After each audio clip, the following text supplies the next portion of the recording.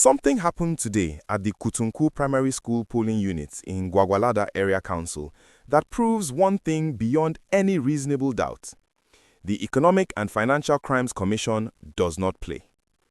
While voters were still queuing to cast their ballots during the FCT Area Council elections on this Saturday, February 21, 2026, EFCC operatives moved in and arrested a suspected vote buyer right there on the ground. Not in a hidden alley, not behind closed doors, right at one of Gwagwalada's most active polling centers. And the arrest was swift, visible, and sent a message that rippled across the entire FCT almost immediately. Now, to truly appreciate the weight of what happened at Kutunku today, you have to understand the full picture of what was going on inside that polling unit, even before the EFCC moved in. A voter at Kutunku Ward's primary school polling unit was captured on video making very bold claims about the cash transactions happening around him. He said openly that he had no plan to participate in this year's election at all, but that a man he identified as Usman Ngaha and his associates specifically brought him in to vote. He then went on to say that this same Usman Ngaha personally handed him 5,000 naira. He also alleged that some party agents in the area were offering 2,000 naira to voters in exchange for their support. This was not whispered. This was not a rumor cast from one person to another. This was a man standing at a polling unit on camera, telling the world exactly what was happening and naming names while doing it.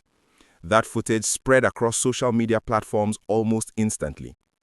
So, by the time the EFCC operatives moved in and made their arrest at Kutunku, the ground had already been set. Tension had been building at that polling unit for some time, and when the anti-graft agency finally acted, it was a moment that many observers watching from across the country had been waiting to see. Because the truth is, Nigerians have watched vote buying happen at elections for years. They have seen the envelopes passed around, they have heard the stories, and they have often watched nothing happen to anyone as a result. So every single arrest at a polling unit today matters. Every person taken into custody sends a message to those still circulating with cash in their pockets that this election is not business as usual. The EFCC's presence at today's FCT elections was not accidental. INEC chairman Professor Joash Amupitan had issued a very specific mandate just days before the election, standing before a stakeholders meeting in Abuja and declaring that the EFCC and the ICPC had both been given express orders to deploy their personnel directly to polling units. He said without any ambiguity that anyone found buying or selling votes would be arrested and prosecuted in accordance with the law. EFCC chairman Ola Olukoye reinforced that message by personally charging deployed officers to ensure strict surveillance across all 6 area councils: Abaji, Abuja Municipal Area Council, Buari, Gwagwalada, Kuje, and Kwali, and to prevent any incidents of vote buying or electoral malpractice. So today's arrest at Kutunku was not a surprise. It was a promise kept. And Gwagwalada was not the only area where the EFCC's presence was felt today. Reports from Lugbe in the Abuja Municipal Area Council also confirmed that EFCC operatives stormed voting areas as money was exchanging hands. Blueprint newspapers directly reported that money was seen changing hands in Lugbe even as EFCC agents were in the vicinity, which raises serious questions about the scale of the operation and whether enough personnel were on the ground to cover the 2,822 polling units spread across the entire FCT.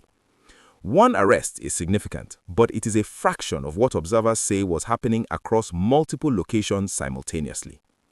Now, if you have been watching this channel and you want to stay on top of every development from the FCT elections tonight as results begin to roll in from Gwagwalada, Kuje, Buari, and beyond, make sure you subscribe right now and hit that notification bell, because we are not stopping until every result is in and every major story from today is fully told. So here is the question this story leaves on the table. Do you think the EFCC's presence at elections and the arrests being made today will actually change the culture of vote buying in Nigeria long term? Or will the same thing happen again in 2027 with even more money involved? That is a genuine question, and we want your honest answer in the comment section below. Share this video so Nigerians everywhere understand what really went down at Kutunku today. Like it if this report covered the full story.